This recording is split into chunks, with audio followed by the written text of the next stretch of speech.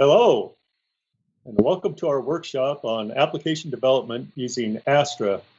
Astra is DataStax Cassandra-as-a-Service offering, which is great because it gives you all the features of Cassandra, like speed, scalability, and availability with none of the hassles.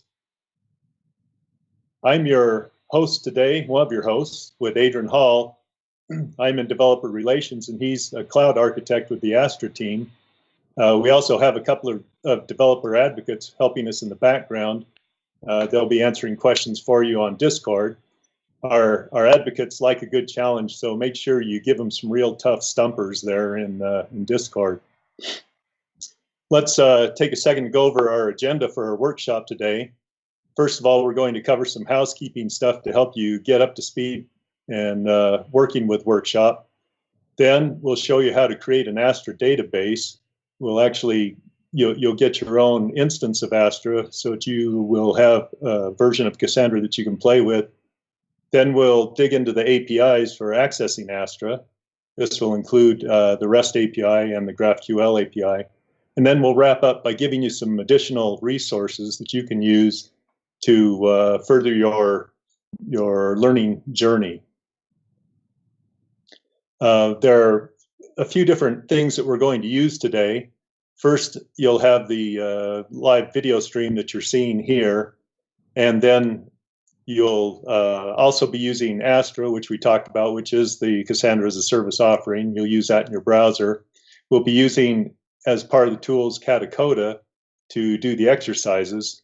This is a browser-based sandbox that O'Reilly has that allows us to interact with the terminal and with Astra and so forth to do the exercises through your browser, so you don't have to install anything on your computer.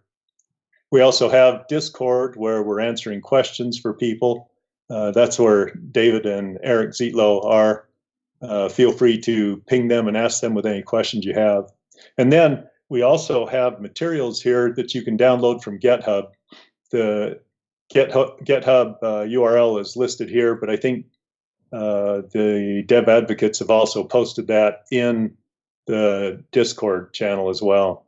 So that'll include the slides and some JavaScript that Adrian's put together. Let's help get set up here. What we'd suggest you do is create a few different tabs in your browser.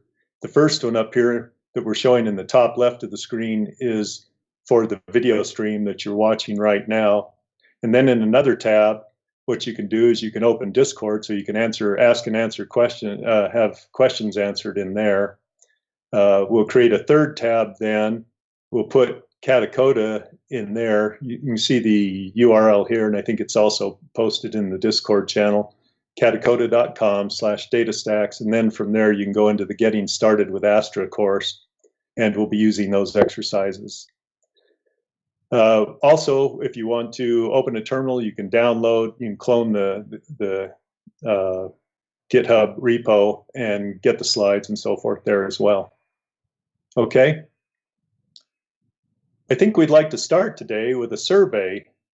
This will give us a chance to get to know you a little bit so we can tailor our content towards you as an audience.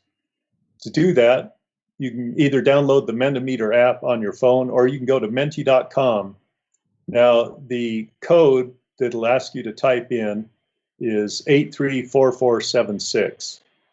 So if you'll go there now and enter that code, and then we'll go ahead and start the survey. Let me start sharing my screen now, maybe. I can figure out how to do that here. Let's see. Adrian, you may need to stop sharing. Stop sharing? Yeah, I think so. Give me a chance. There you go. All you. Okay.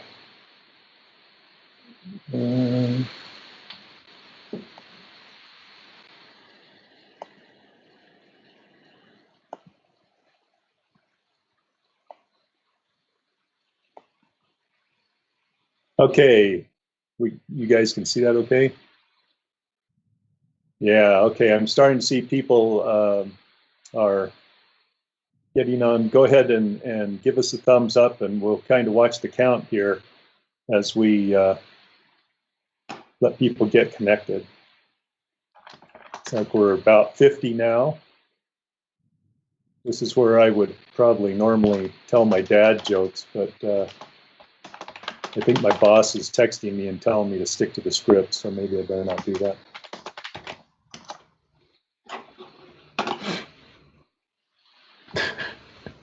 Give us just a second to get people in connected here.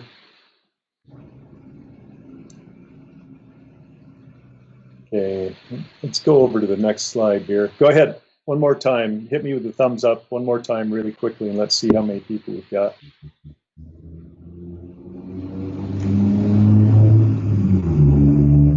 Sounds like we've got a truck coming through.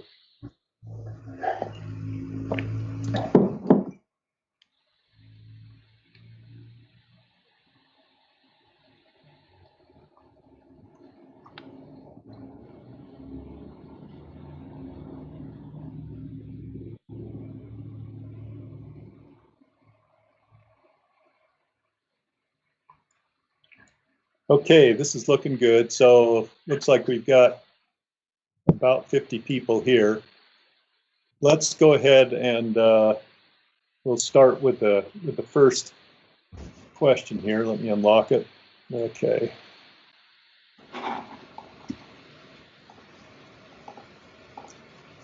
Go ahead and tell us how much experience you've got here. It says voting is closed. I don't understand that.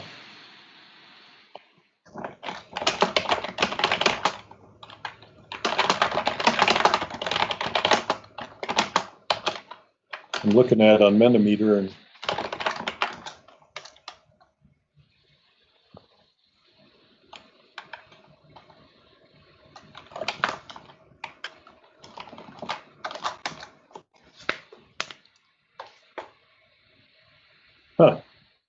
I don't understand.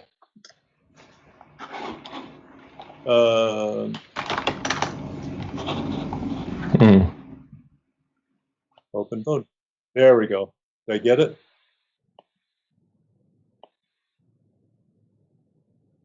Okay. Looks like I finally got there. Sorry about that. Cedric makes this look a lot easier than it is.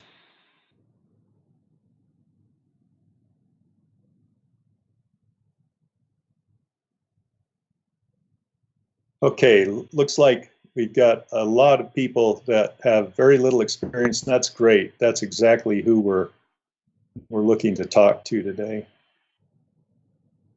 Let's head on to the next question here. Is your employer currently using Cassandra?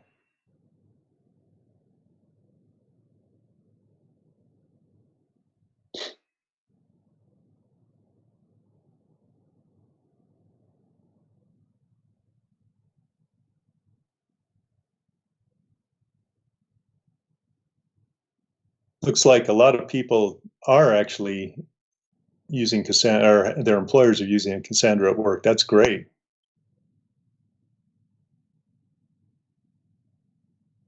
Okay, that gives us a general idea there. Let's move to the next question. What development languages do you use? I think you can select multiple of these here, so if you use more than one.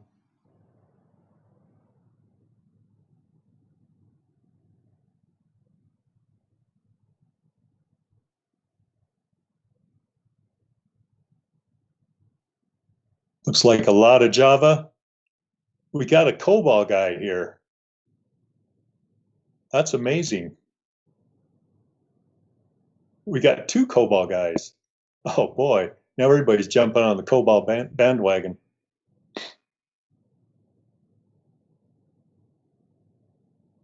Okay, cool. That looks pretty good. Let's go to the next question. Have you ever been to any of our workshops before?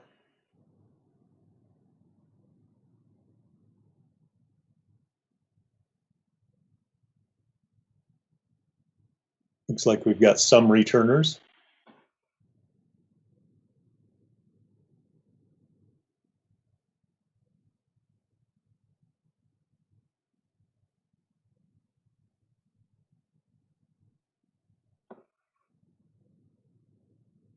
pretty balanced though. So welcome to those of you that are here for the first time.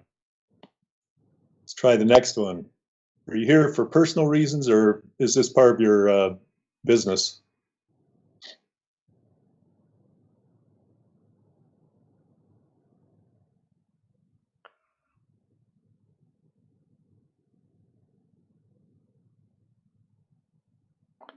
That is an interesting pie chart representation. Yeah. Looks like we're getting about 1/3 business and 2/3 personal. Very good. Okay, let's try that. That's it. That's the end of our Menti survey. We appreciate it. Let me see if I can figure out how to get back to you, Adrian. You take over from here. Cool. All right. So that was fun with Menti. First thing we're going to do today is get a database created on Astra.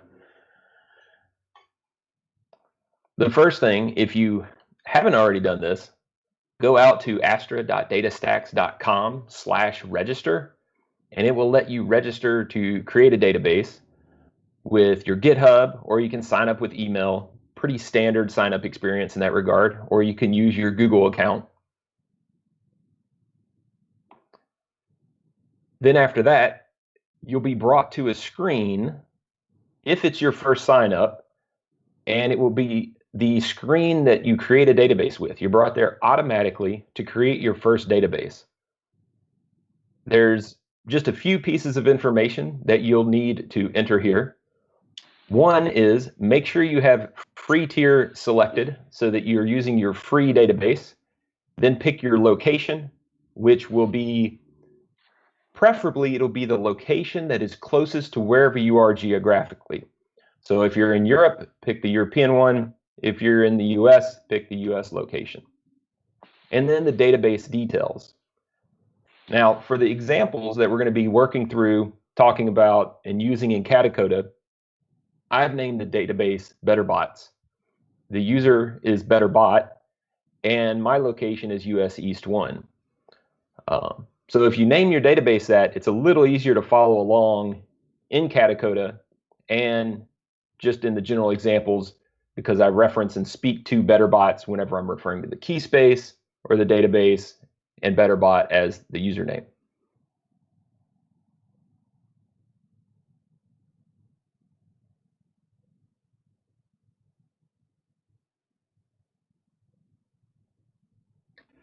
So in the situation where you may have used your free tier database already, the easiest thing to do is to delete that database.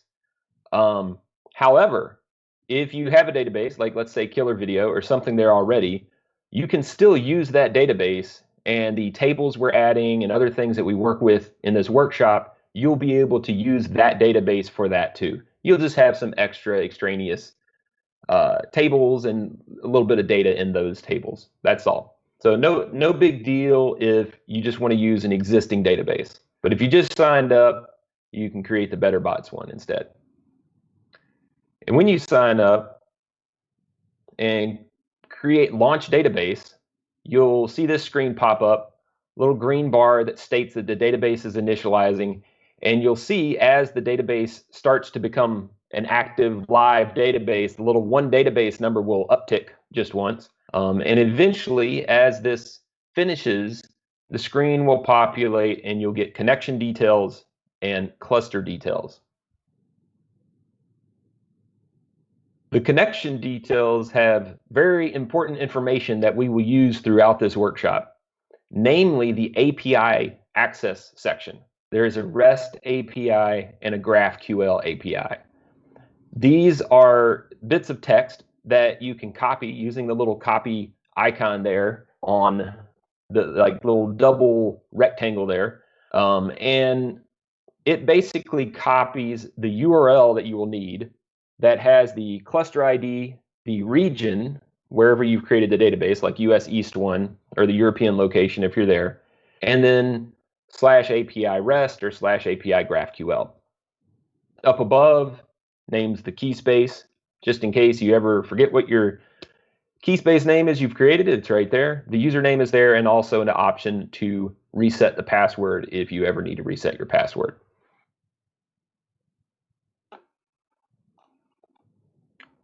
Then on the cluster details, it shows some very basic information about the cluster itself, how much storage is used, which region, again, US East 1, total storage allowed, and capacity units, replication factor. That's some information that we'll talk about in subsequent workshops.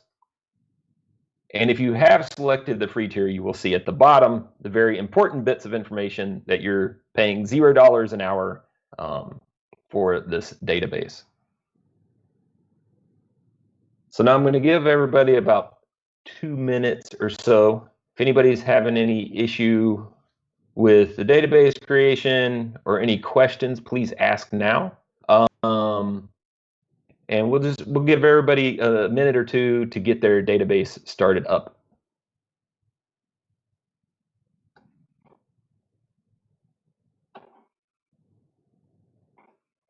If you're in Discord, also note that we'll be posting other things such as the links to the material that we're working on, also some other extras, different resources and things like that. So as Steve mentioned earlier, open that up in a tab, break it out however you can on your screen. Makes it easier to follow along or ask questions.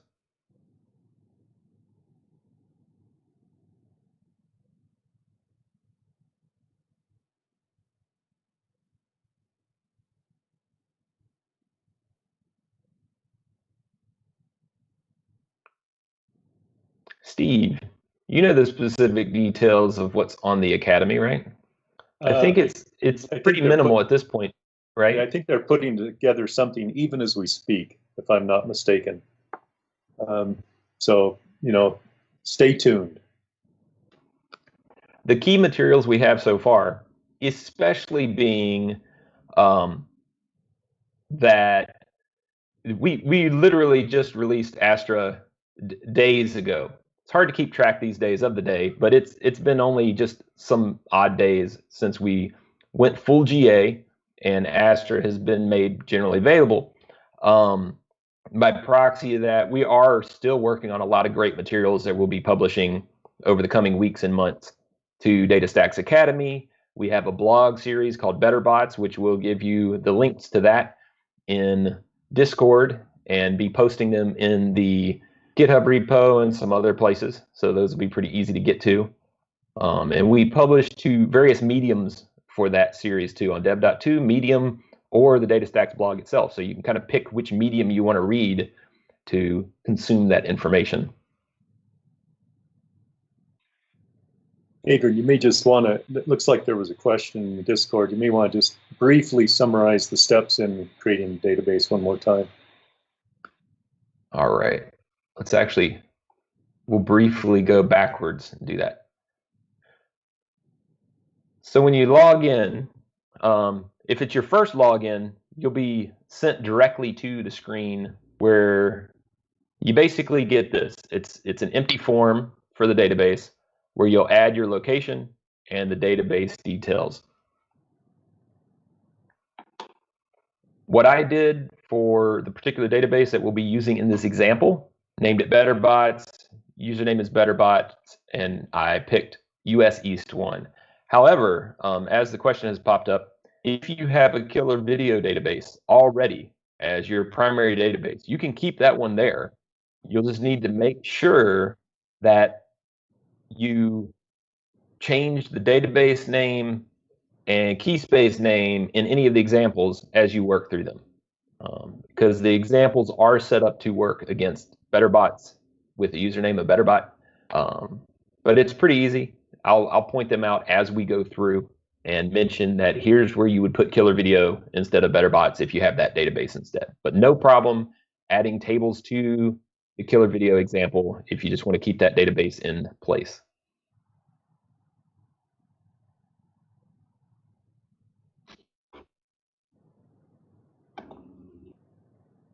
And again, just to go over it, once you hit launch database, you'll see this screen, and it'll sit there for a minute or two as the database is created.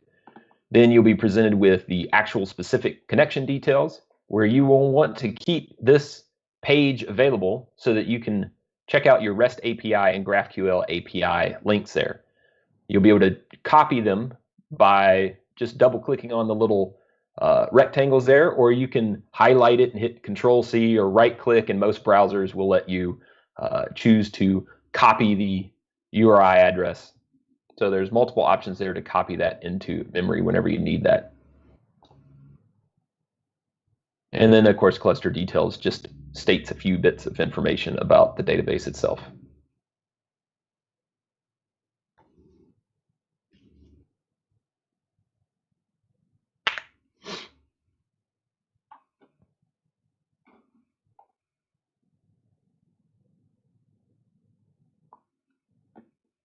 Looks like we're doing pretty good. No other questions I see popping up. It's always fun keeping track of 5 different chat channels at the same time.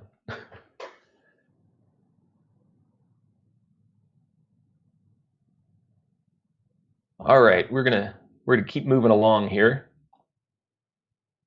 All right, so we covered housekeeping material. Steve, good job on that. Thanks for keeping us abreast of everything. We have created our first database.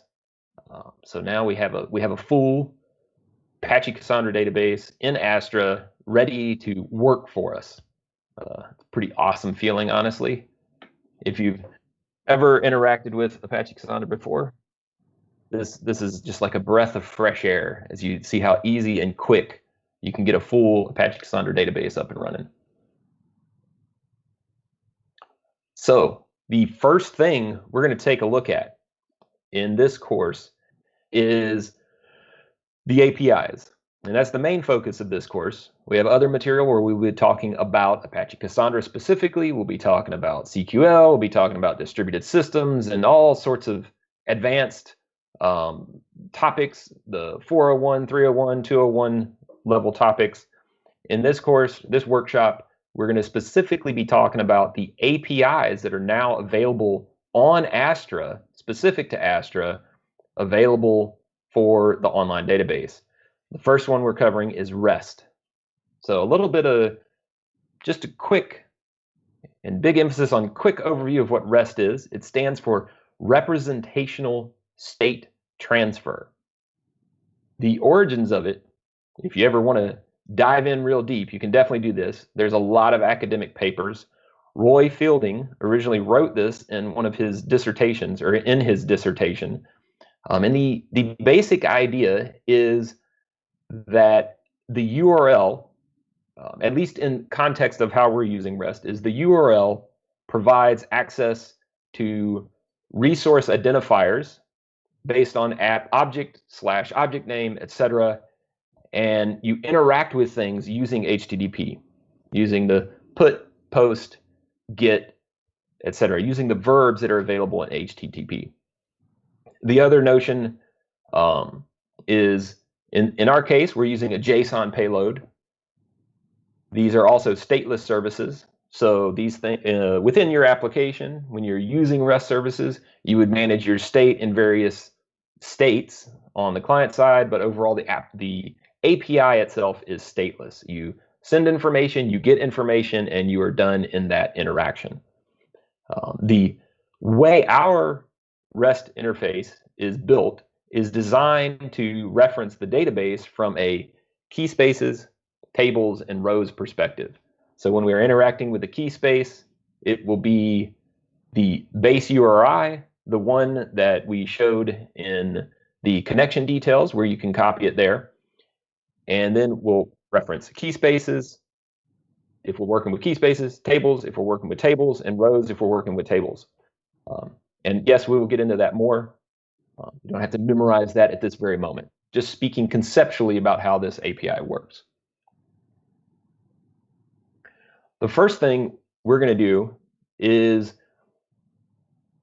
to simply use the REST API. One of the easiest ways to do that is to use curl. Curl is available on Linux and Mac OS. You can get it on Windows. It's generally available via whatever CLI out of the box with whatever system you have. It's also very easy to install, and we're just going to use that for our first examples. So the way we do that, as stated in the connection details, you can just copy this, but let's talk about the base URI and what that is.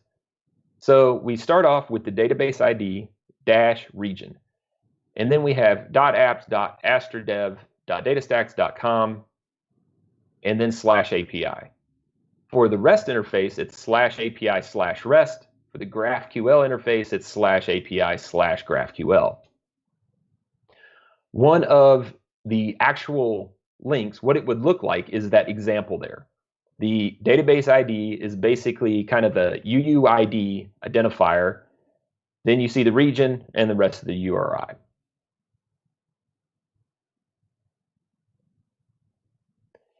After that, here you see I've just cut the variable there for base URI down to a minimal little bit there.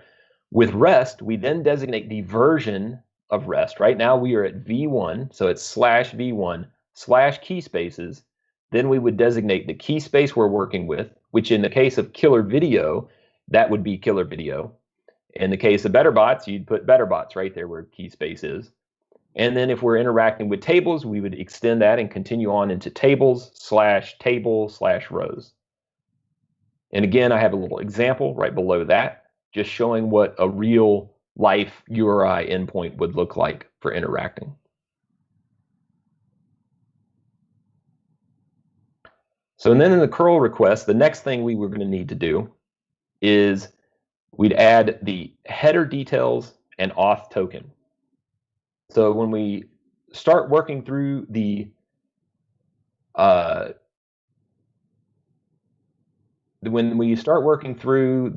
example, you'll see the specific header details and auth token. A lot of that will be provided for you, so it's pretty straightforward.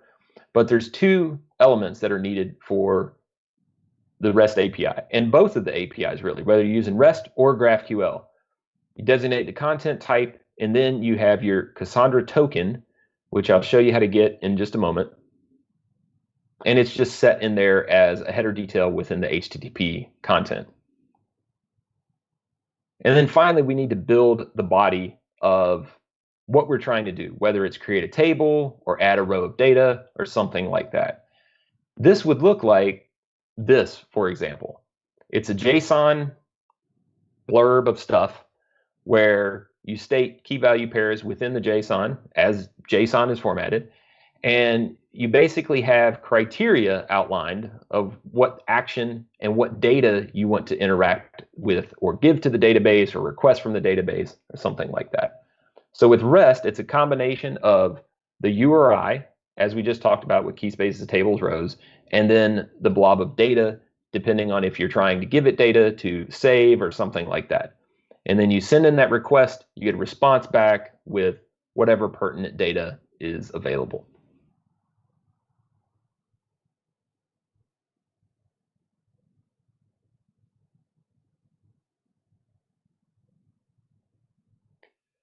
So with that, let's get into Katacoda. The first example, which I'm going to actually pull up so you can see.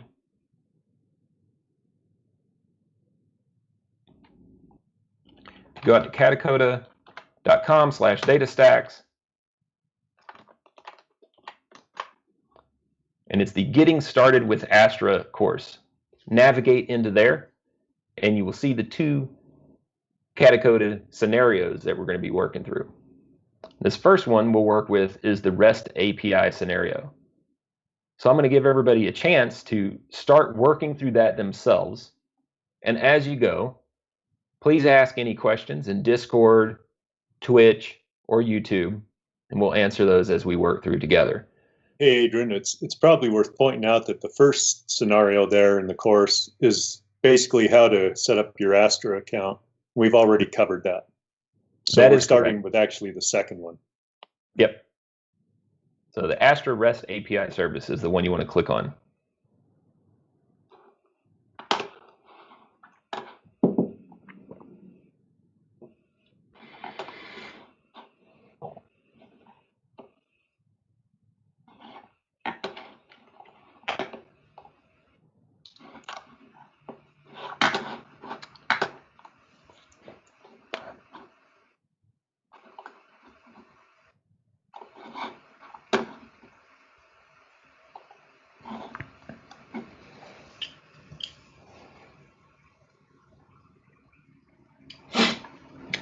So at the beginning, to use the Katacoda scenario, the way we've set this up to make it a little bit easier is we set up some initial environment variables. So there's the base URI, which you can copy the content just like I did, where you click on this and you'll see the little double paperclip there, highlight, and then you can just paste it in. Then within that base URL, you want to navigate out to your Astra database.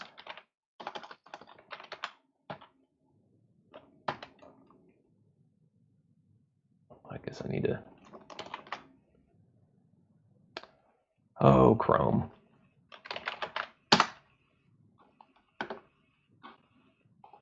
I'll just click on my database, grab the REST API endpoint, and then in here, I'm going to paste that in, and then actually remove the API REST so that we just have the base URI, where the cluster ID and the region are available in the URI. Hit enter, and that sets the base URI environment variable within our environment within Katacoda. Hey, Adrian, Yeah. a note. Some people will need to create Katacoda accounts, so that's taken an extra minute or so, just so you know. Yes, I'll actually give everybody another couple minutes to knock that out.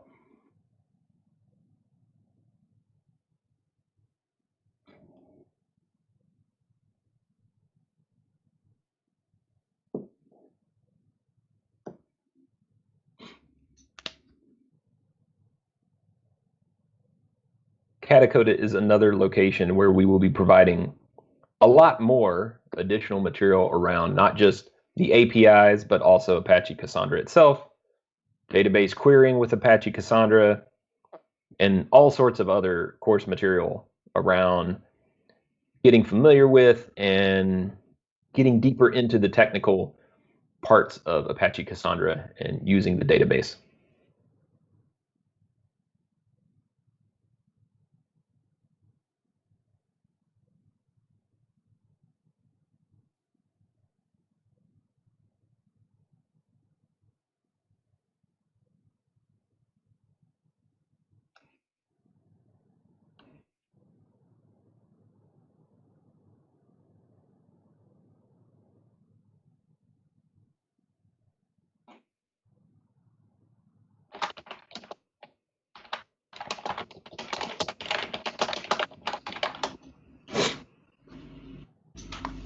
Yes, Prostak, you will need to create an account.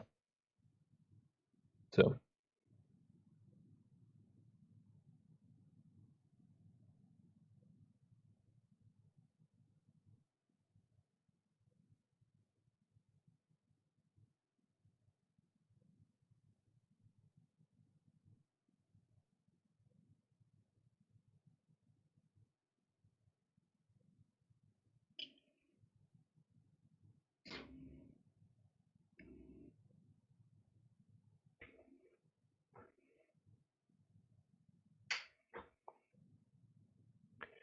Steve and I are just hanging out, giving everybody a chance to get that Katacoda account up and running. Looks like we're swamping Katacoda a little bit, so we'll have to be patient about trying to get everybody in. Yeah, just with everybody jumping into it, it spins up a lot of containers and stuff.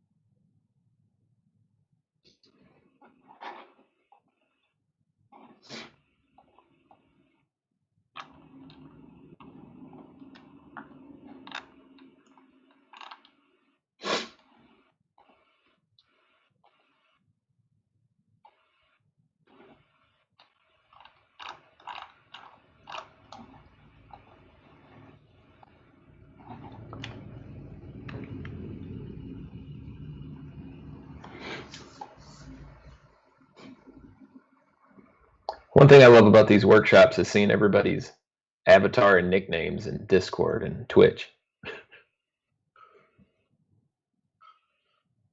Creative bunch, us humans. That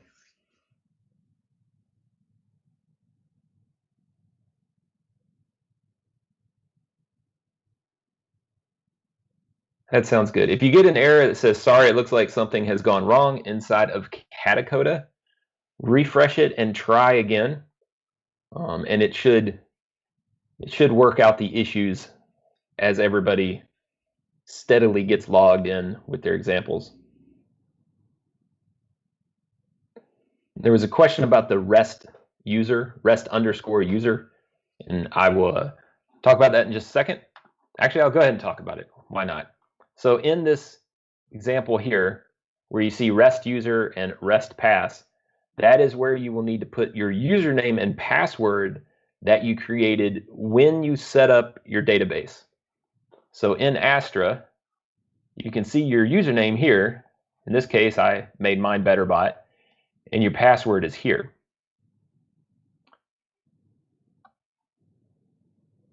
So I'm going to go ahead and go over this once, just while everybody's setting up their Katacoda example, etc. As you get in, this is your first step where you need to set up the environment variables, and I just set up the base URI right here.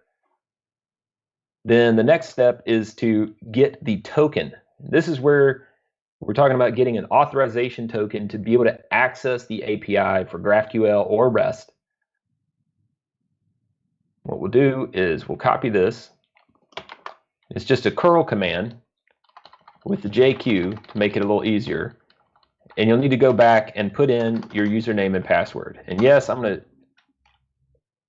love working with everybody, so I'm just going to give everybody my password here, like that, and then put in my username, just like this.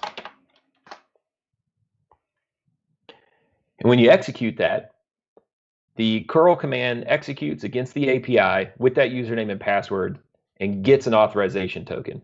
That authorization token is limited by a TTL, okay, a time to live, which means that after a certain amount of time, when it's unused, it will be deleted. It'll be removed. So whenever you go into work through another session of curl request, or you're writing code against it or whatever, you need to take into account that these are time-based. So a new request to initiate new session work will need to be done during that time. In this case, this is my authorization token right here. And what I'll do is I'll just copy this export token. I'll paste it in here like this. And within those single quotes, I will take this ID, this authorization token, and put it in there like that. Then, just to make sure that I have my token and my base URI saved appropriately, I can click on this section within Katacoda. The cool thing in Katacoda is it will execute it over in the terminal for me. So just as I click on this, boom, it executes it in the terminal, and it just prints out the base URI, which I just saved as an environment variable, and the token over here. So those are set now, and click on continue. And be sure to click on continue, not the little arrows up here at this point.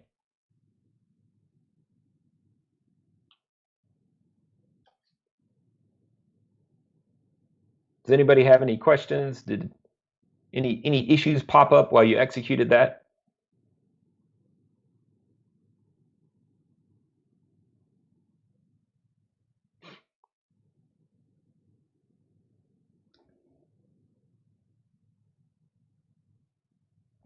That's really kind of the toughest part of this exercise, making sure you get the base URI right. Right. Yeah, it is key to the whole rest of the flow.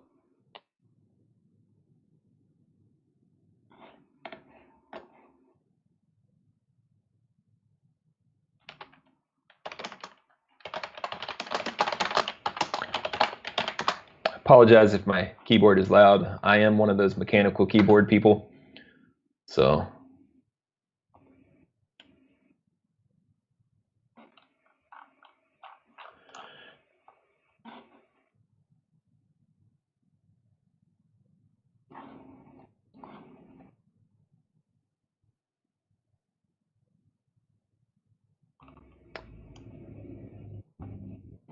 Let's see here. We have a few questions.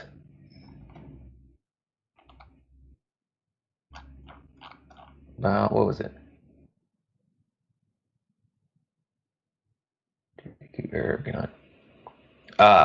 So the error that says JQ:error at standard input cannot index number with the auth token. That is an error that most likely is because the base URL was incorrect.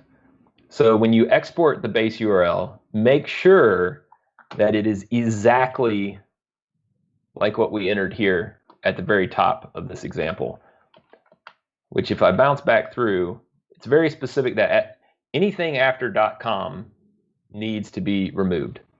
So there needs to be no trailing slash or anything like that.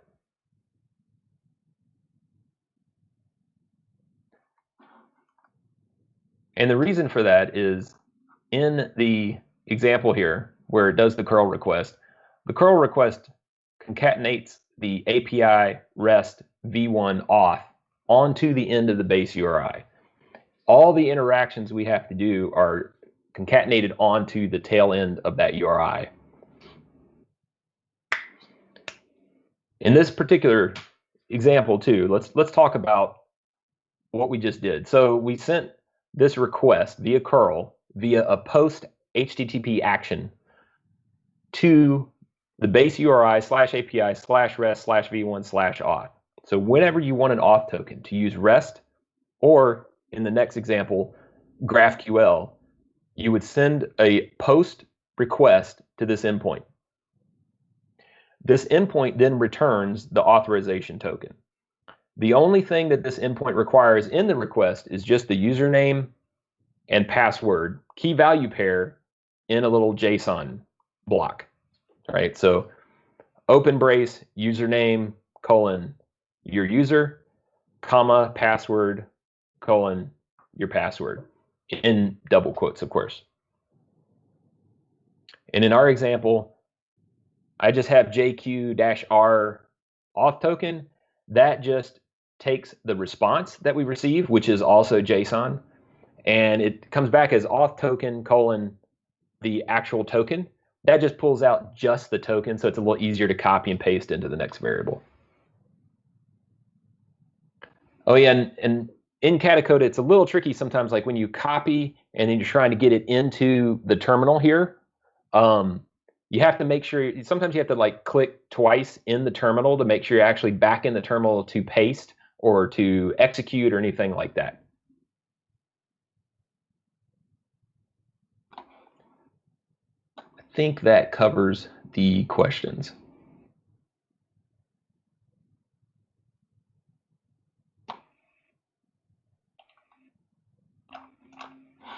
While everybody's working on that just for a second, I'm going to actually go back. If you take off the JQ and you execute this, you get it back, it just looks like that, right? To note, when you create an auth token, you can actually create and have multiple auth tokens live at any particular time. So like in this case, I just created a new auth token, which I could then also just change to that one instead of using the previous one I just created. But that's how it comes back. It comes back in JSON format. So whenever you're writing an application, you'll have a nice JSON object to work with within JavaScript or whatever language you're working with. So you can break that out into an object and then take whatever action you need to with it.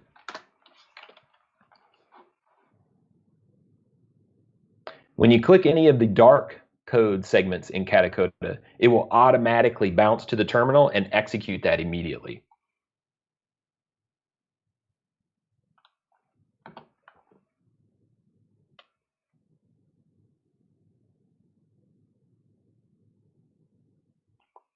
Awesome. Looks like we're doing good here.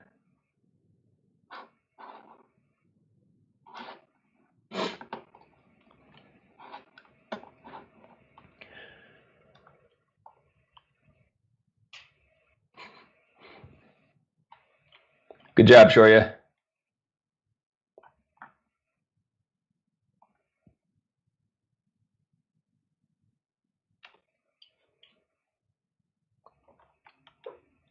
Rajag, yeah, looks like you'll probably need to get your URI fixed. So check it out and see what it actually is. Make sure that trailing slash or anything after the .com is removed.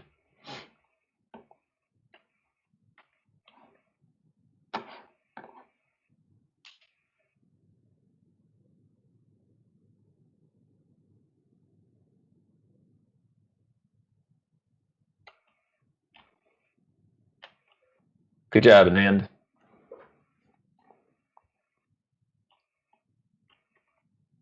All right, so almost time to create our first table.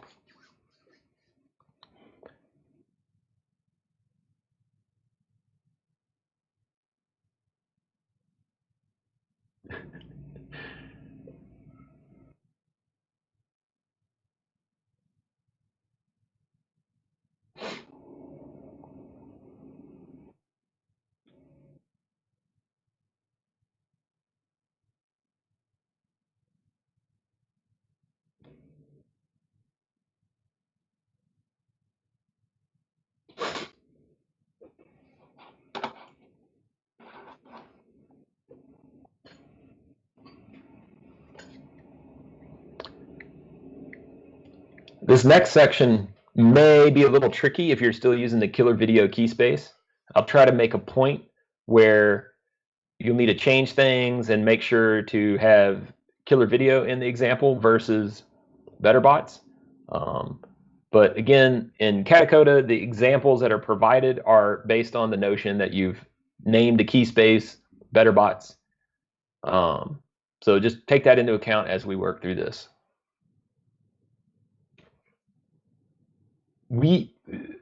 Samesh, I will actually talk about that a little bit more. You do not need to always create tables with REST.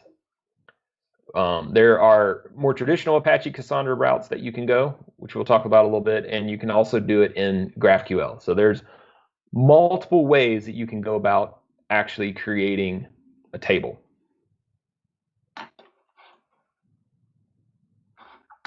All right, let's talk about this a little bit. Creating a table with the REST API. So as most are probably familiar with, a table in the database is just what we're going to do, or what we're going to set up to delineate some columns, and then have this so that we can add data to that table based on the columns of information that it's there to hold. And once you have a table, you can insert and replace, update, delete data from that table and interact with it however you need to from that point forward. To create a table with the REST endpoint, what we need to do is get that base URI, which I've already done here in the examples, and by setting up that environment variable. So we have that base URI as an environment variable, so we don't have to like retype it or try to copy it again. And we're going to set up a curl request by, once again, rebuilding a header, token, etc.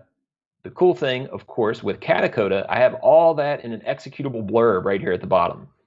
So just to cover the content of what we're putting together for this table, if you scroll down, or if you've read through the information there in that window, what we've done is set up another curl command where I set the request to post type, okay, and then the base URI, API REST v1 key spaces BetterBotz tables.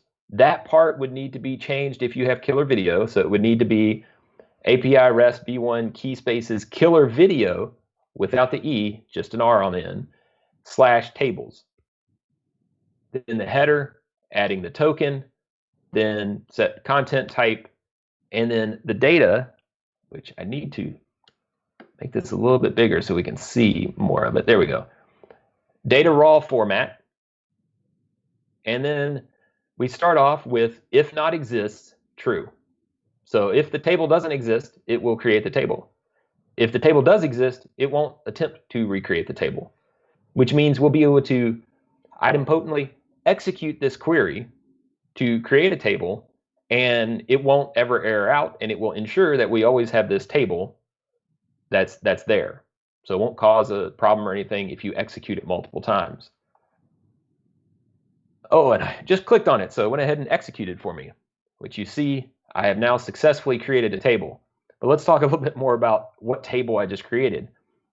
There is a column definitions, and we will point you at the documentation that has all the information about this, so you can look into the specific details about the JSON that you need to use to create a table with whatever types of columns you want, whether it's timestamps, UUIDs, decimals, floats, whatever. In this particular example, you can see the columns in the column definitions as a JSON array. The first element is static false, which we'll talk about that at some other time. But then the name of the column, which in this case for the first one is ID, and the type that ID is UUID. Then, second one, I just named the name of the column name, and that's a type text. Then I have a description column, which is also text, a created, which is a timestamp, price, which is a decimal, so like 99.95. And then I write what the partition key is, which is, I'm going to use the ID just for this example. Table options, which is default time to live, I just set that to 0. And the name of the table there at the tail end, which is just products. That's it. So that will create, or has in this case, since I accidentally already executed it, it has created a table for me. So of course, you have a table, but if that's all you have, you need to do something with it. So let's add some data to that table.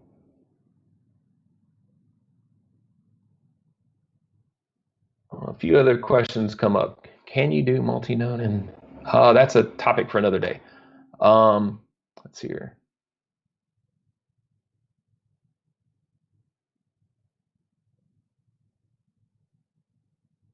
Looks like someone is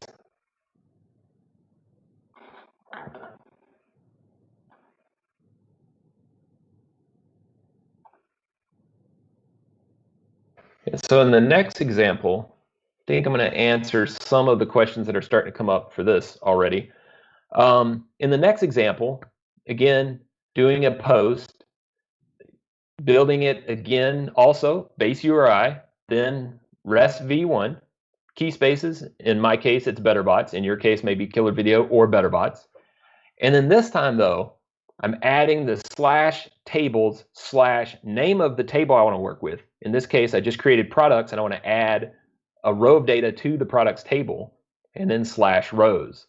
Rows is just designating that whatever is in the body of this request, of this post request, is what it's going to take action on. And again, it'll be a JSON object defining what data it is that we want to get inserted, to get added to this particular table. The header information, same thing as before. You got your token and just stating the content type, pretty standard stuff.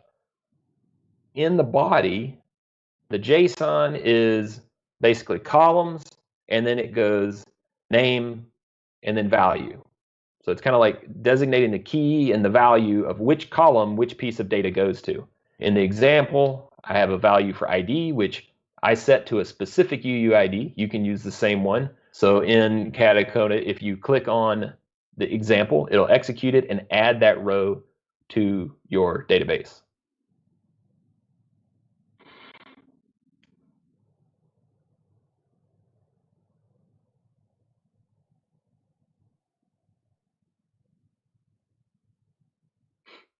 The primary key is just designated in the JSON right here.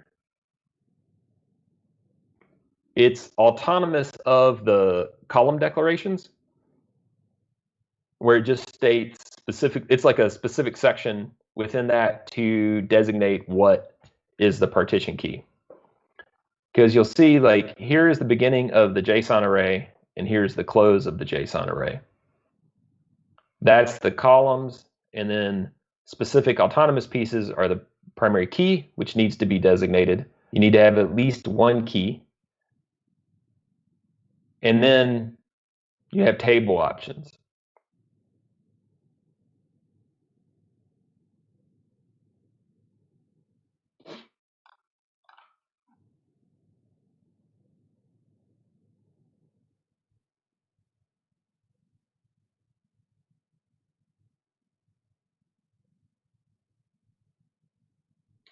When you execute that, you'll also be returned this JSON right here that I got back that will state that it was true, that it was a success or not successful, and it'll state how many rows were modified.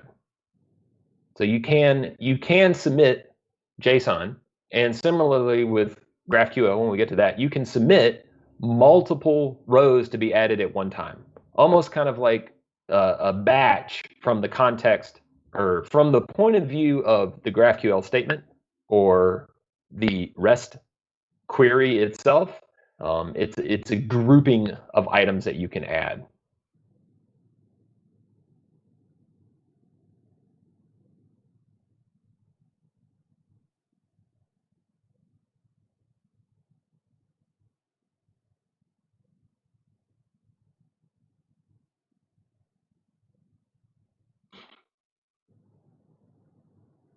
And I'm going to go ahead and go to the next example here.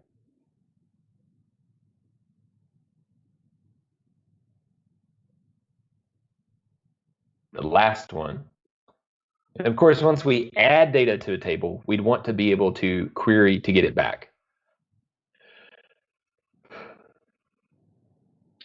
In this particular example, you'll note that the base URI is the base URI has the additional pathway along with the unique identifier that we added the row with.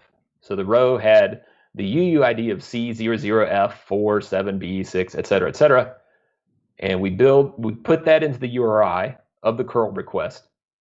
We add the header info for content type and then the token, and then we just execute it.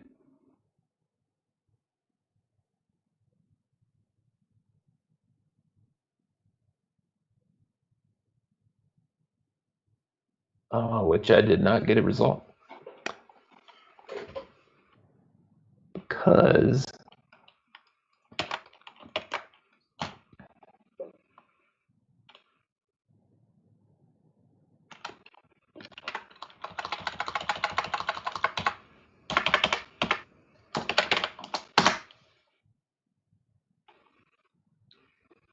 weird.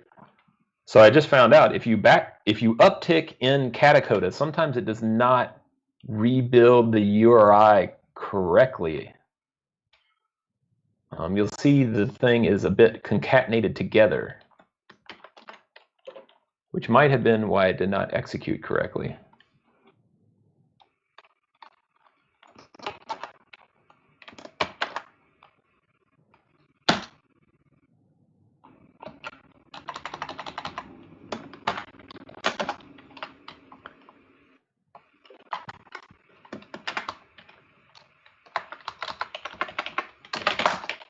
There we go.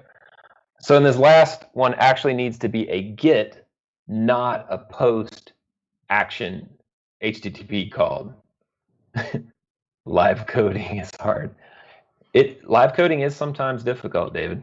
Indeed it is.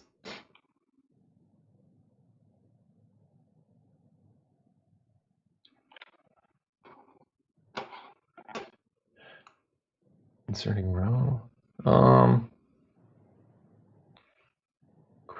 Port number ended with, I believe the port number ended with, maybe the URI isn't complete or got concatenated. Like we just saw when I did uptick with Katacoda here just a minute ago, it sent me back to the previous command, but it did something to the text and didn't give me my full command back.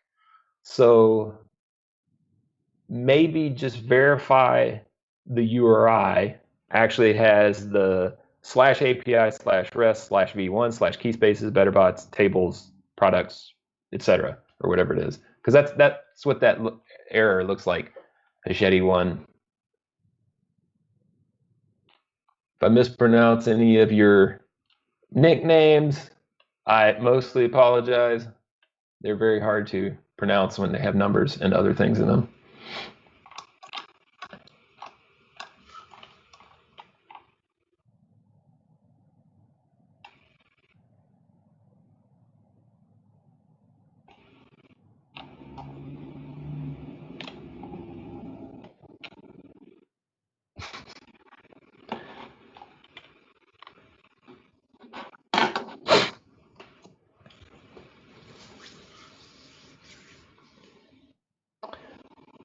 So I'm going to give everybody a quick minute to finish that up,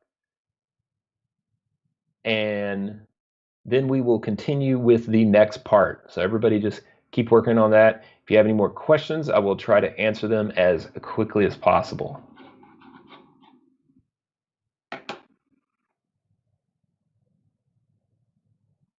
The Katacoda scenarios, just so people know, they will time out after, I don't know, I think it's an hour or something like that. But you can't, they'll be around forever. So you can go back and rework these exercises later if you're interested.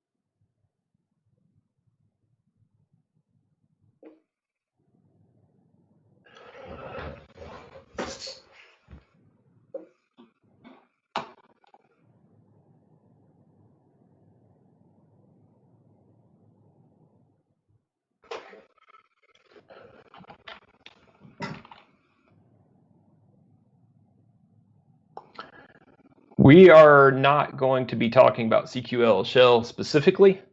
From an example point of view in this area, it's just we're just talking about the API endpoints.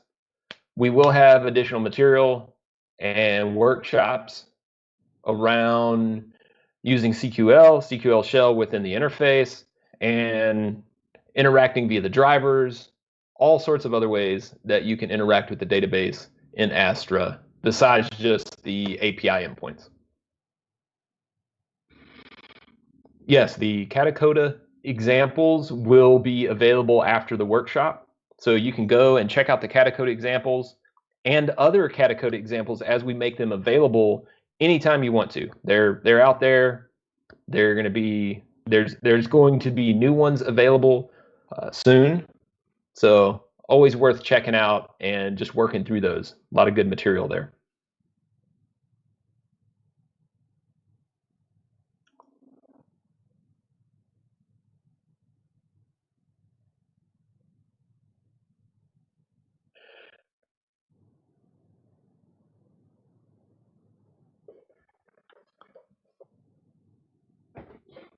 We'll have to tackle that topic in a subsequent course, Prashant. That's getting a little deeper into the innards, but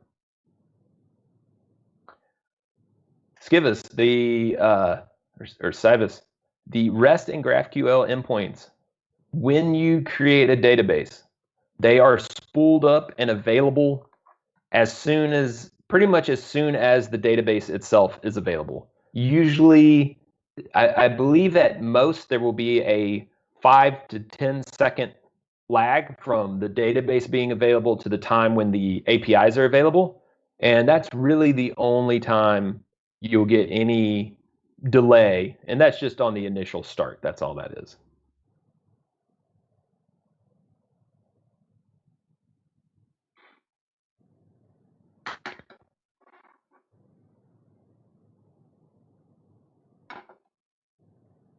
When you're done with this scenario 2, you may want to bookmark some of these pieces.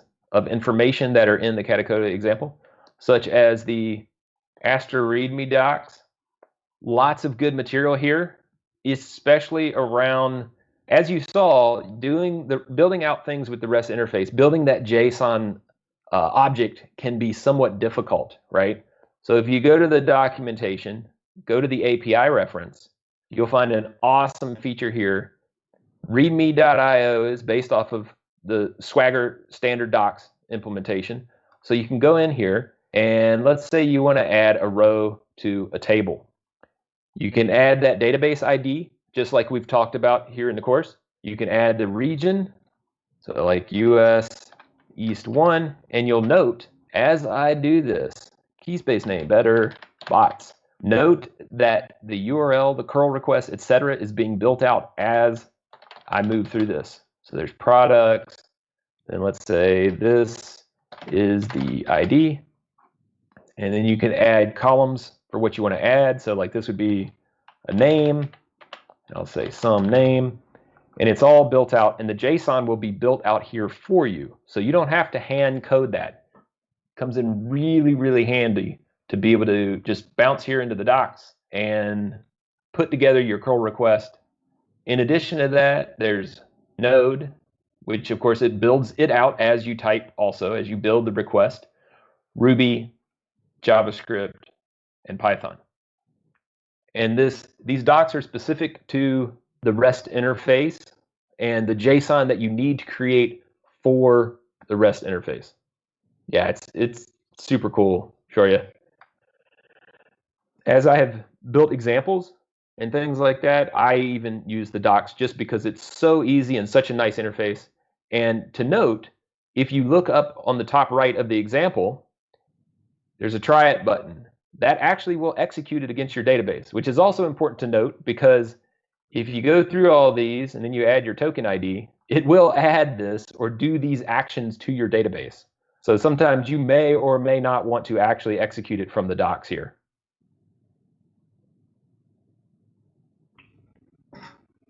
Oh, stay tuned. There will be Java. Don't worry. There will be Java.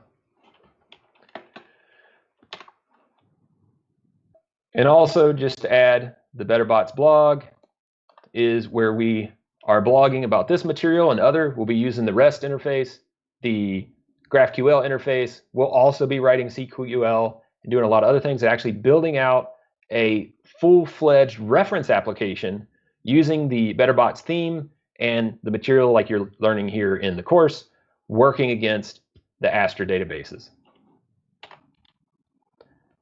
And if you would, please fill out the survey at the end of this scenario.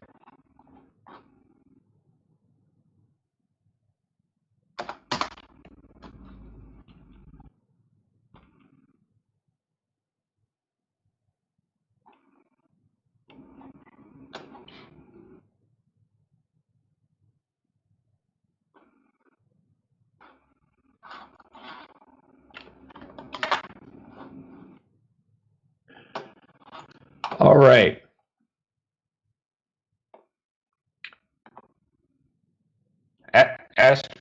Think of ad astra as Latin for to space, off to space, launching into space. So that's, now you know, and knowing is half the battle. I feel like I just dated myself. So, oh, I bounced to the wrong part of the slide deck. We are over here about to get into GraphQL.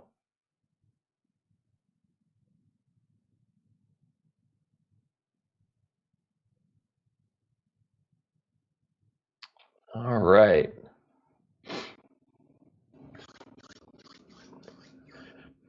There we go. Interesting. I have lag between my slides and my video. Okay, I think it's all in sync. So when I speak, it should be what's on the screen.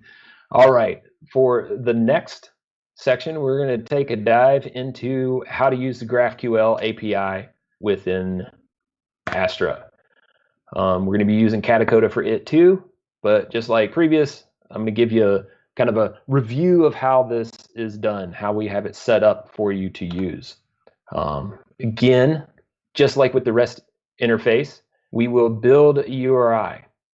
there is one key difference with the GraphQL URI endpoint, which is there is only one URI that you will deal with once you have built this, which is a key difference between REST and GraphQL. This is that URI.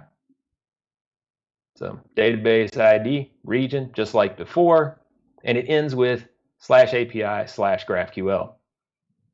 An example of what that URI would look like with your live database is right below that. Then we put together header token. Again, same thing as with the REST interface. So as you might guess, it's very easy with that same token to go back and forth between REST calls or GraphQL, whatever you want. It's your choice. And then the key with GraphQL, even more emphasis, is what is in the body of what you're posting. That's where you build your query. That's where you will do introspection. That's where you will do your mutation against data, etc. I will interchangeably use some of the GraphQL terminology during this part with the Cassandra and database terminology because it is different. GraphQL is designed to be kind of a layer above whatever data sources. It's not pertinently tied in any tight way to a data source. So GraphQL could theoretically be over files. It could be over the top of a database. It could be over the top of multiple databases. There's a lot of options. But in our particular GraphQL context, our GraphQL server is running against the database that you have created. The GraphQL server updates dynamically, effectively in real time, as you create tables and change the structure of your tables so that whenever you are doing anything in GraphQL, you'll see your tables updated as you work through this. So it's something that's just maintained automatically against the database, the schema that you would structure, etc. You have nothing to do. All you ever have to do is get your token and make GraphQL calls against the server. So the HTTP body, where you put that query, is also, again, JSON. You'll notice a running theme with all of this. JSON here, JSON there, all this JavaScript object notation, right? The focus of these APIs is really to enable the web developer that's working in Node.js or JavaScript, and really any language, it doesn't matter, but the emphasis is around that JavaScript and JavaScript object notation to be able to enable the movement of data back and forth. So with that, let's get into the next Katacoda example, which is, let's see here. It's probably important to point out, Adrian, that that token does time out. So you'll need to refresh that. You can't continue to use the one you used before. It'll probably be. That is correct. It does time out. And just in case, like you started a session in Katacoda, and then you're doing this next session like 2 hours later, clearly your token would have timed out. And that is why at the beginning of each of these sessions, where you execute any type of actions against the GraphQL endpoint or the REST endpoint, I have put a little starter so that you make sure you have your environment variables, whichever one you're starting with, and you initiate an up-to-date token. So if you go in here now to the Astra GraphQL scenario,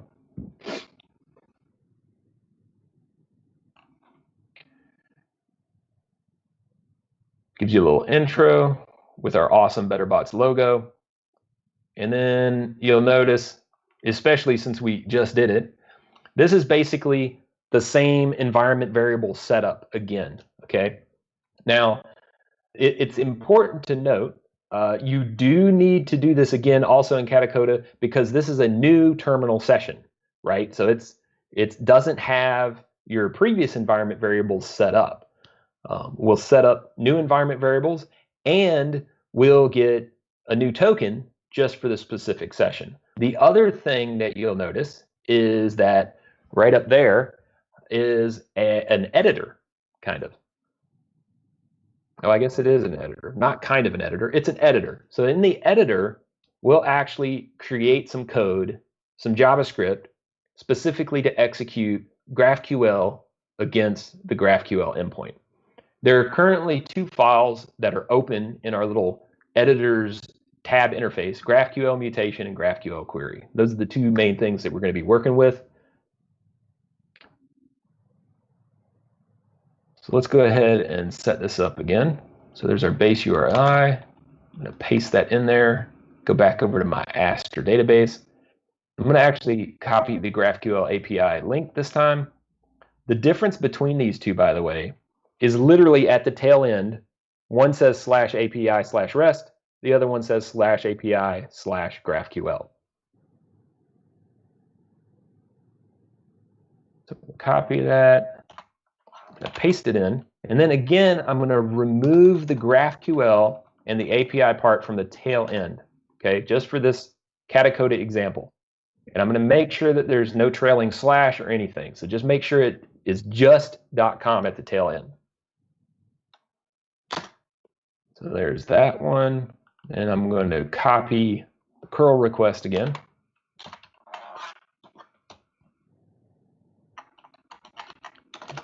And get my super secret passwords in there.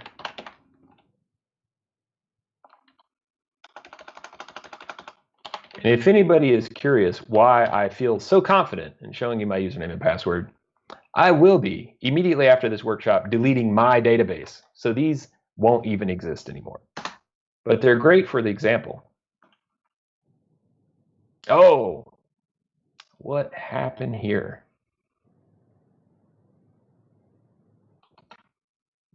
Live coding. It's always so fun.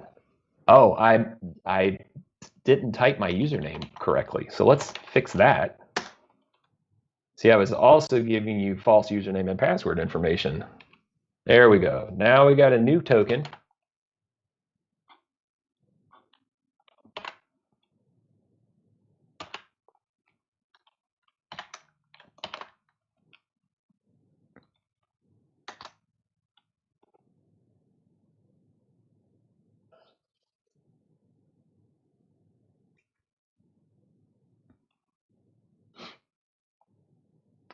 Yeah, I saw a question pop up. Currently, with Astra the way it is set up, which this will change one day, but right now, when you create a database, you get a singular key space.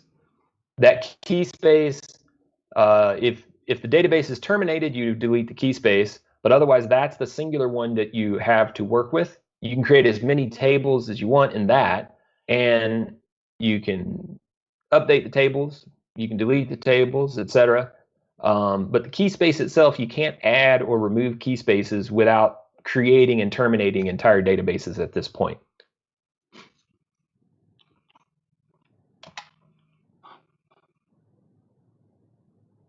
All right, looks like I have my base URI and my token set up correctly. So now, when you click continue here, pay attention to what occurs. And you'll notice that node and npm go to work. Also in your editor, you'll notice that you have a package.json, a package-lock.json, which is the standard material for whenever you create a node project and you type npm init, it creates a package.json. Often it prompts you and says, what do you want to name your project? What do you want to do? What's the description of it? What are the keywords? All this other information. In this particular situation, though, I just made it do a headless, or not a headless, but a promptless build of the package.json. So if we look at that, just for some quick context, it's just your default JSON so that we can use npm and we can use node to execute code that will be running and add dependencies if we need dependencies. So with that done, in this example, if you look through this, we have some JSON code, some JavaScript code over here. And we do have our JSON object, our first query, way down here, which kind of goes off the screen, as you see. Again, here is where the JavaScript is actually building from our environment variables the base URI attaching API API/GraphQL to that, setting up our headers, our accept and content type headers, and then also setting our token and retrieving that again from our environment variable that we set up for the token. So it looks somewhat similar to what you might have in actual production code that you write. Then below that, we set up an HTTPS request because we are using HTTPS. And then there's response data, end, etc. Some code around handling that as it comes back so that we get the response put out into the console via the console.log. And if there's an error, it does console.error. And then the post data is building the data part of our HTTP request, which is, again, the bulk of any type of interaction that you do with GraphQL is always going to have some type of body, as that's where the actual executable request is being made. So in this particular situation, what I have put together is a basic GraphQL query. This GraphQL query, in this case, the ID happens to be the same ID as the data we added via the REST interface. Now, the reason I did that is twofold. One, I just wanted to show you all how you can do a query and get back a specific record from the table based on its ID. In this case, I've entered it there, so it should just execute fine. And if you scroll down, one more thing we need to do. So after you've reviewed the code, because code reviews are important, right? Copy to editor. Click that, and you'll see it populates all that code. So you don't have to type anything directly over to your GraphQL-query.js file. So we now have the GraphQL query.js file all ready to execute, okay? And you'll see it also is now here in the tree structure. So it's actually created to physically be able to execute. We go down here and click on this, it'll actually execute that file for you. Which, of course, the other option is you could just type node GraphQL query.js because the terminal is a fully featured terminal. Now the response, as you see, has come back. It's returned a JSON object in the response. It says data, products. If there were multiple, like if we were trying to get all of the products, we would see all of them here. And we'll talk about that in just a second. But then the various respective key value pairs of the JSON object itself with ID, name, created, price, and description. So we got super robot arms for a measly little $9,999.95, or whatever that enumeration is of value. So click continue. We're going to get into step 3. What we just did is a query. One of the awesome things about GraphQL, and especially if you're familiar with GraphQL and have worked with it a little bit before, there's a lot of tools that enable you to work through the query, like GraphQL and other things like that, which we have links for, and we'll be adding more links for in the content. We use it a lot ourselves as we're working with GraphQL. Because GraphQL enables introspection via the query, you can actually use a lot of these tools and it will provide you autocomplete, which is an absolutely beautiful thing to be able to have to work against a repository like this. So literally someone could build a database for you, and then you could just have GraphQL access and work against that database and find out whatever information you need through the introspection. So then the next thing that you would want to do in any scenario, of course, is mutate data. In GraphQL, the term mutate is kind of a general term to literally just mean the changing of data in some way, or even the addition of data in some way. In Apache Cassandra terms, that would mean doing an insert, an update, a delete, something like that.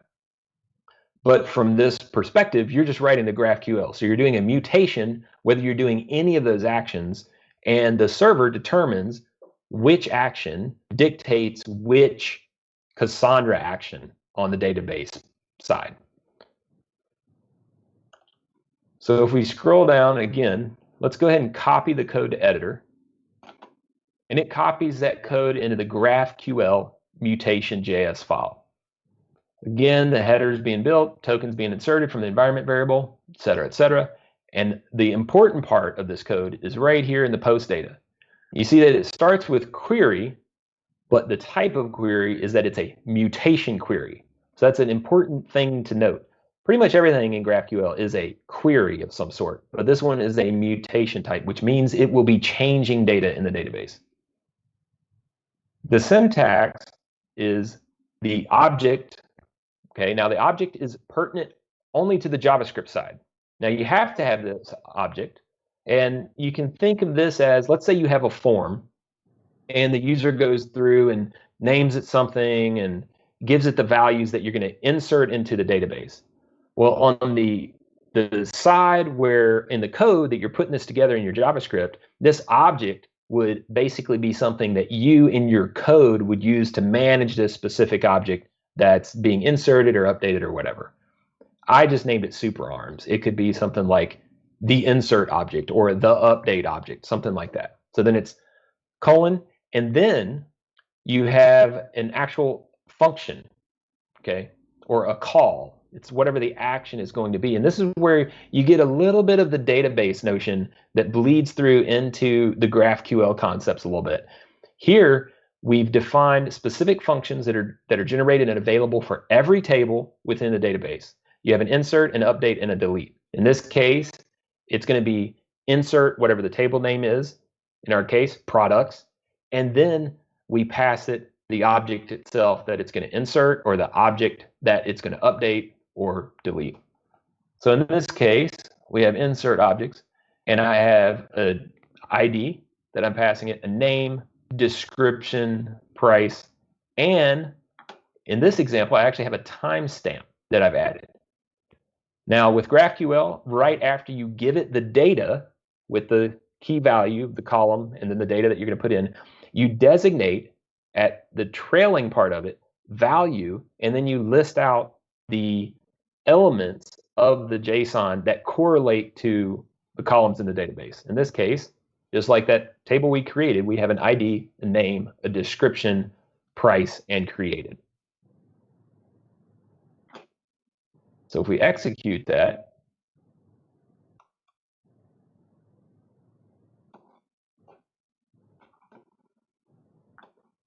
we see it executed. We've added another piece of data to the table. So let's click continue, talk about this a little bit.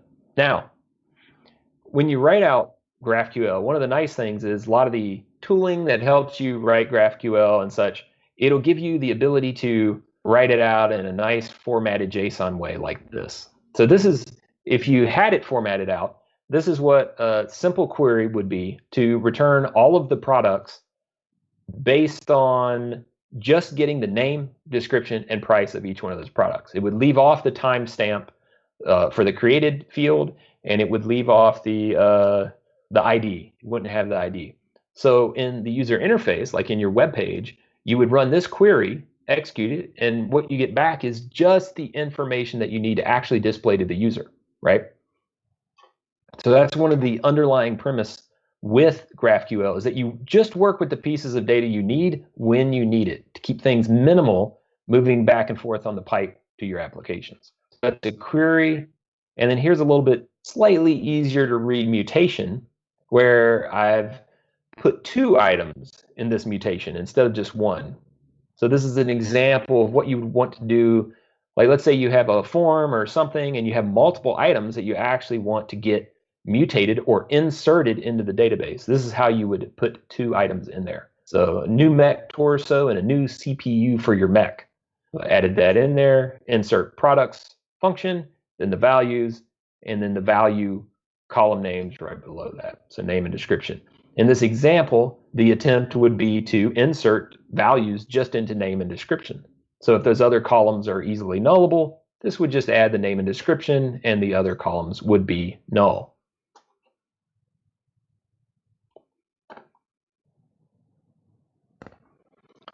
All right, so Again, I'm going to clear my little screen there.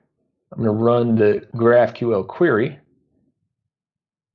And you'll see it returns, again, that same value. But what we want to do in this last example is actually to get back all our stuff that we've put in the database. So like if there are multiple rows of data, this would be the way to do it. And what you do, just take that same example that is in the GraphQL query file. So make sure you change back to that. And in here, what we do is we take off this filter, which is just the value based on the ID, right? So then we just have we're saying, give me a query of products, the products table, and I want these columns back from that for everything. I want everything to come back. Now I will add at this point though, to make sure that you don't just issue a query and everything blows up, tries to return the whole lot of data, like all your petabytes and petabytes of data. This default query actually is limited to 100 rows. So it'll give you 100 rows back right now. What you can do though, if you want all of the data in some way, form, or manner, there is paging, there is filters that you can add, a lot of other options. And we'll be writing up more information about that specifically in documentation, but also you can use standard GraphQL filters. So you do introspection and the filters are there presented whenever you do any type of introspection autocomplete against the GraphQL endpoint. So right here, we have our one item back, but now that I've removed that filter, if I run the query again, you'll note, let's see, here's the description, name is here, Super Robot Arms, and the Powerful Robot Arm Spec A3. So now that's both of our records that we've added have returned from that query once I take out that filter. So it gives you an example of how to change that piece. Now, just on the tail end of that, I saw a few questions, and I'm going to go ahead and delve into it just a little bit.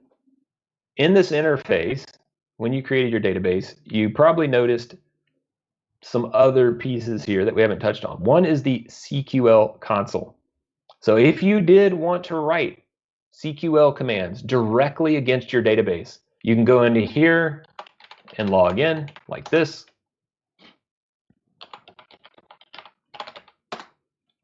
And you can, this is a CQL shell. Standard thing is if you installed Apache Cassandra locally or you had a cluster of your own and you're just issuing commands using the CQL shell against your database.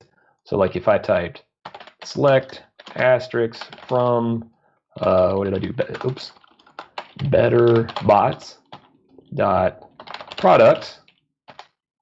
Boom. There we go. There are those two rows that we just added via REST and GraphQL, but queried and pulled back via a standard select statement using star. Don't use star, but this is just an example.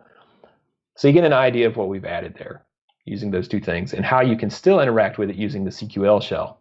One of the other options that we have is the standard developer studio, which in the interface, if you just click on launch now, it launches that interface for you.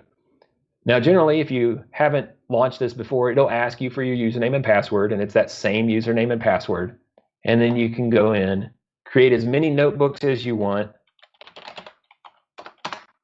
And oh, I called the other one that. Testing stuff. Here we go. And again, you can write out CQL queries here. And there is even some autocomplete in here if you hit Control Space. And there we go.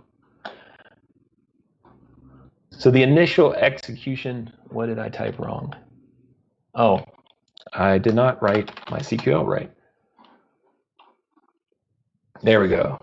The initial query execution, when you go into this, always takes a few seconds because the studio kind of launches up a thing and then gets some stuff going on the back end to make sure that the queries return appropriately. Once you get past that first execution, whether it's a describe, a select, an insert, whatever it is, all of the queries are going to be quick as you would expect against Cassandra at that point. So there's another way that you can connect to your database, interact with your data, and work with all those things. All right. So now, unless there's questions, let's hear, can I query field?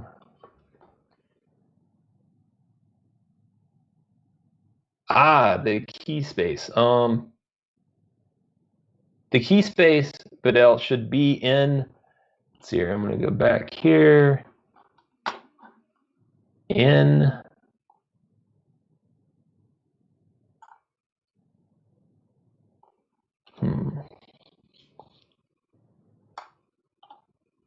yeah, how do you do this key space in there?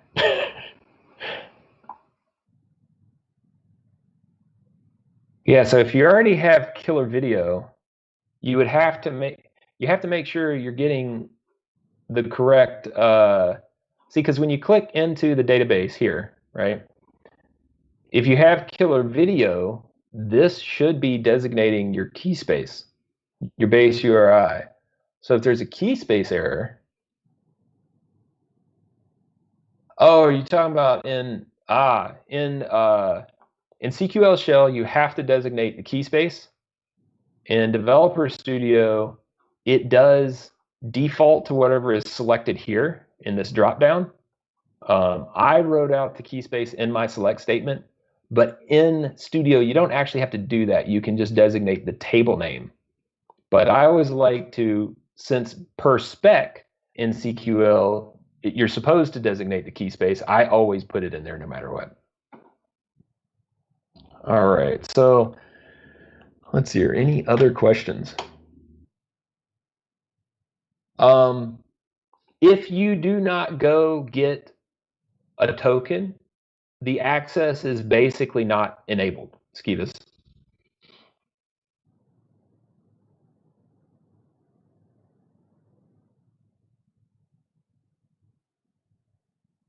All right, let's see here.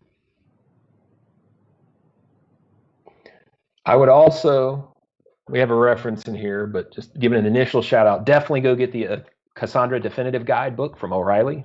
We have that free link for that. It's a good one. I actually have a copy sitting here right beside me. So definitely get yourself a copy of that. That is superb material. Big shout out to Jeff. Good job on getting the latest copy or latest iteration of that book published. All right, so last part of this is a Menti. So Steve. Okay, thanks, Adrian. That was great. Yeah. Let me see. I can figure out how to share my screen again.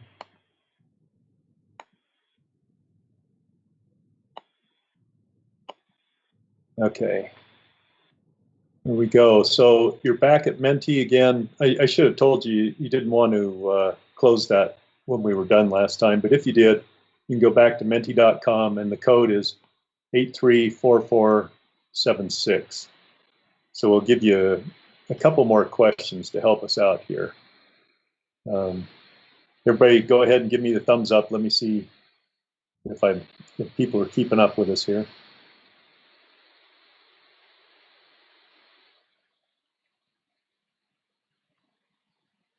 Okay, looks like people are getting in okay. Let me go to the first question here then. I think I got to unlock this again. There. I think we're good to go there. So you got the thing there. You currently use REST or GraphQL for data access?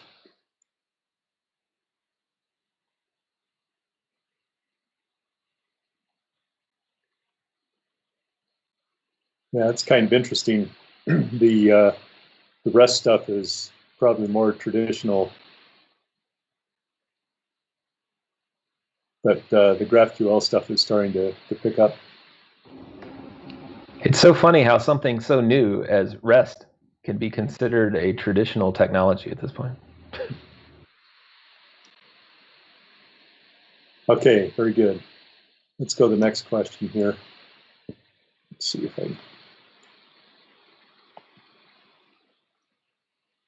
other data access technologies are you using besides REST and GraphQL? This is an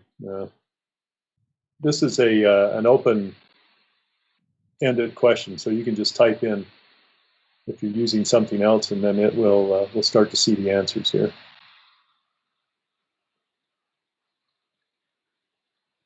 Nobody's using anything.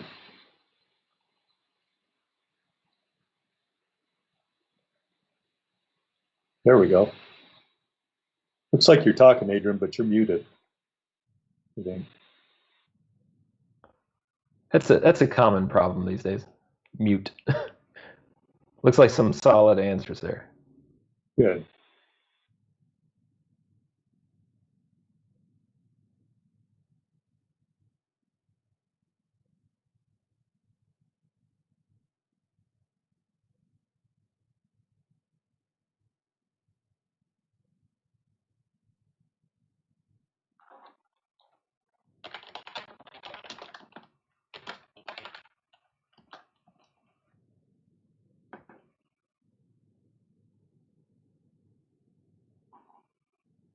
Okay, great.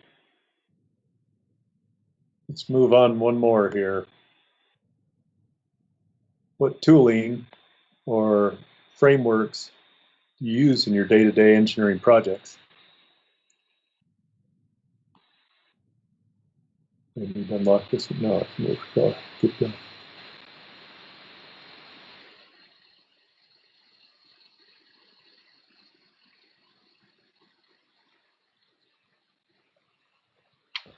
I know we have some COBOL programmers out there, so I hope to see what libraries they're using. I'm very curious about this. Is there an object mapper for COBOL? I'd be curious to know. The things I have used in the past in relation to COBOL kind of verged into that realm. They were different though.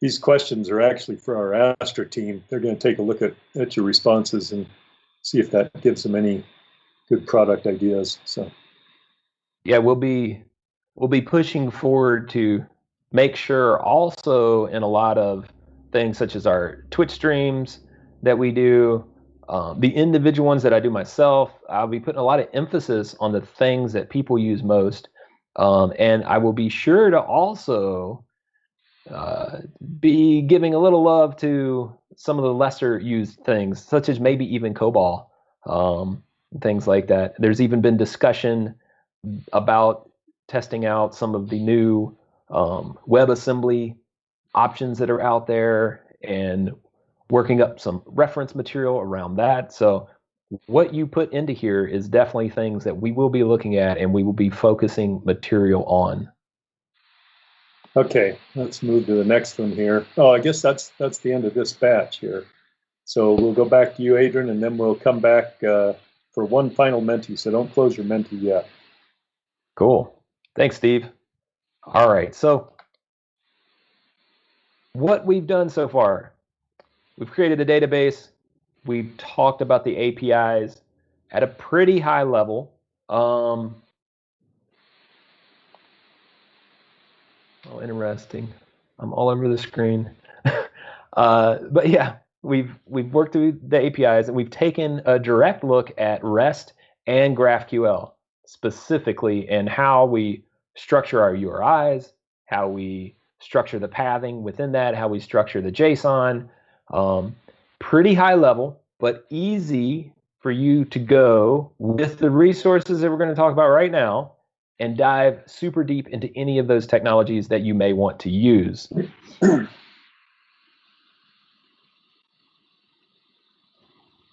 Oh, this might be my fault. Let me try to start sharing again.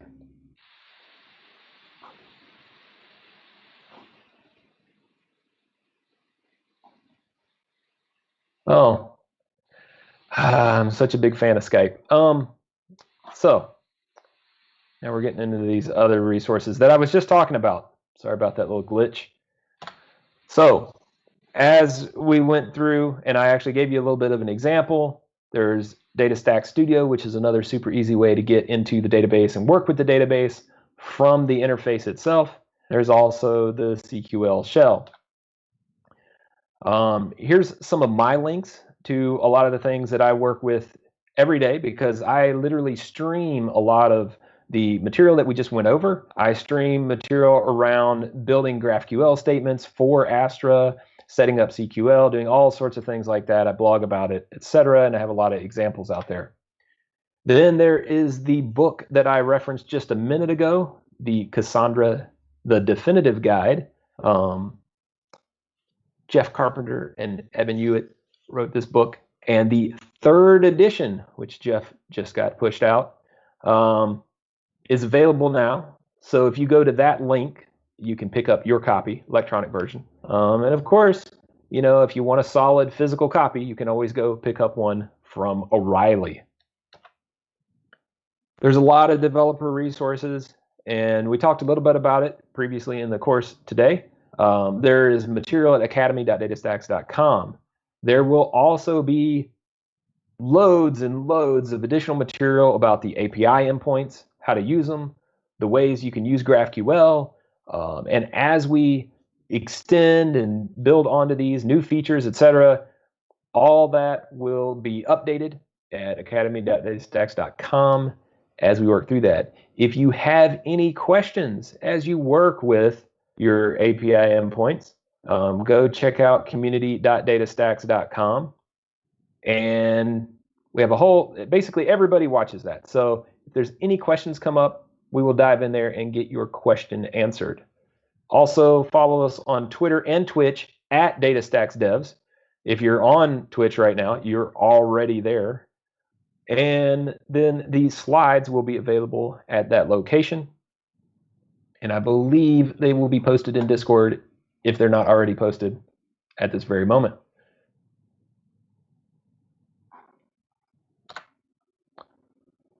We also have this, how do we schedule these?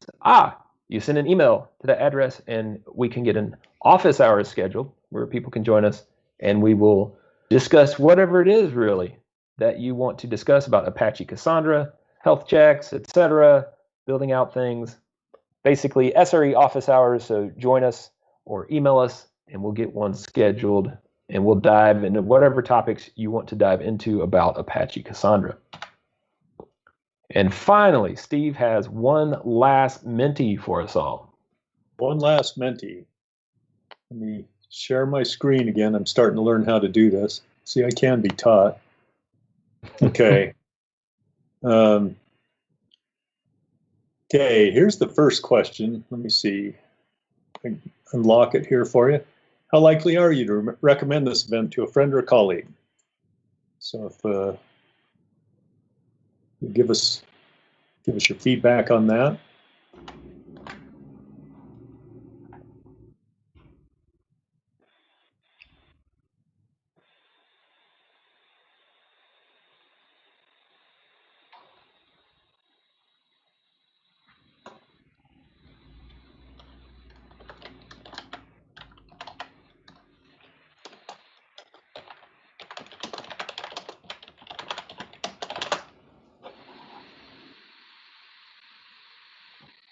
Okay, cool.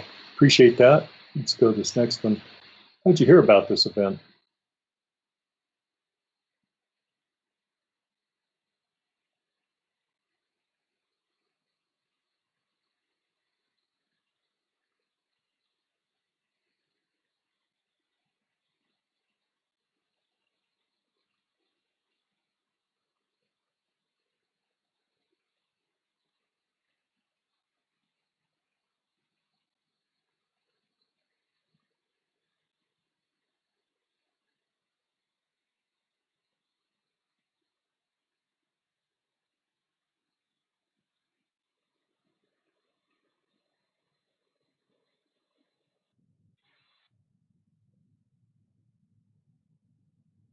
Okay, good. We appreciate the feedback on that. How likely are you, there's two questions here. How likely are you to recommend Astra to a friend or colleague and your organization?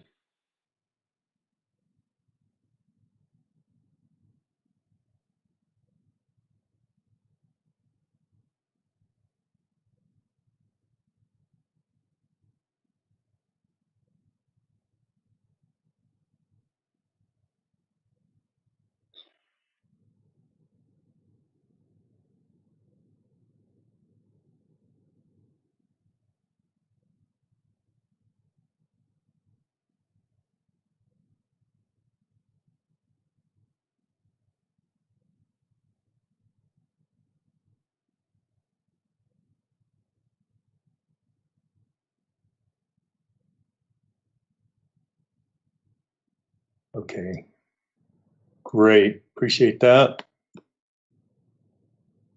How soon do you see yourself using Astra in a project?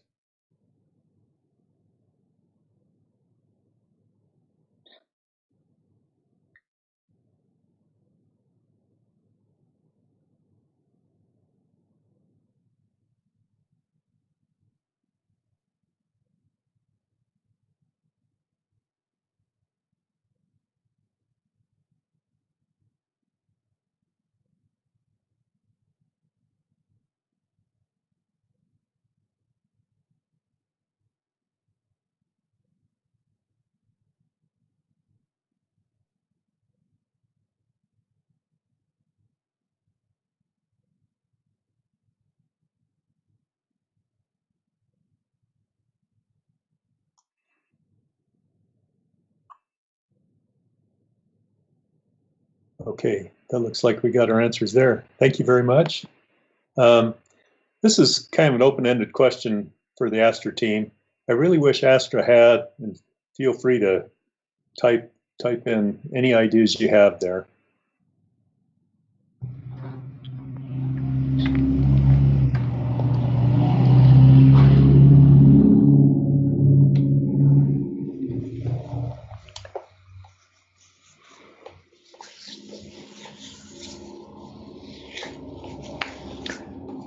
This could be anything, such as SSO, single sign-on, specific drivers or helpers for the APIs, anything like that.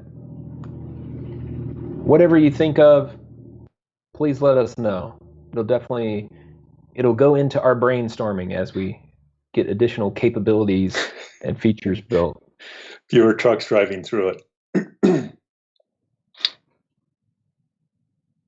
Hopefully only you heard that.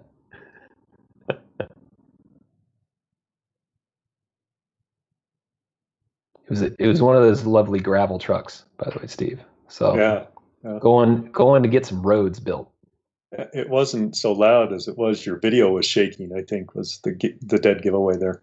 Oh.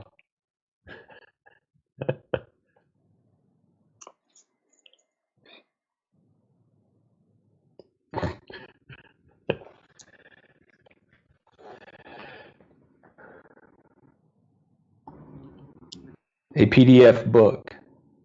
In addition to the Cassandra book, you want a book on the API specifically? We'll have to get to work on that one. I like the idea of a cookbook too. All right, great. I think we've got one more thing. This is, are you interested in a personalized Astra onboarding session? This is not meant to be a marketing deal. This is meant to be one of our engineers working with you to help you do some stuff. So if you're interested, enter your email address and we'll get in touch with you on that.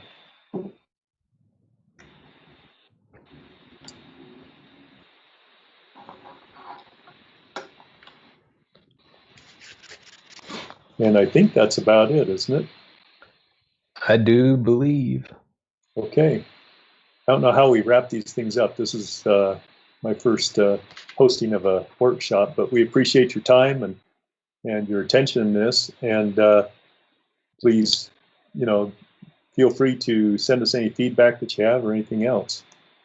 Yep. We'll definitely look at that, and as I was saying, we'll have lots more material coming your way and additional workshops in the near future. So subscribe on Twitch, follow on Twitch, subscribe on YouTube, follow us on Twitter and all those things, and we will see you next time.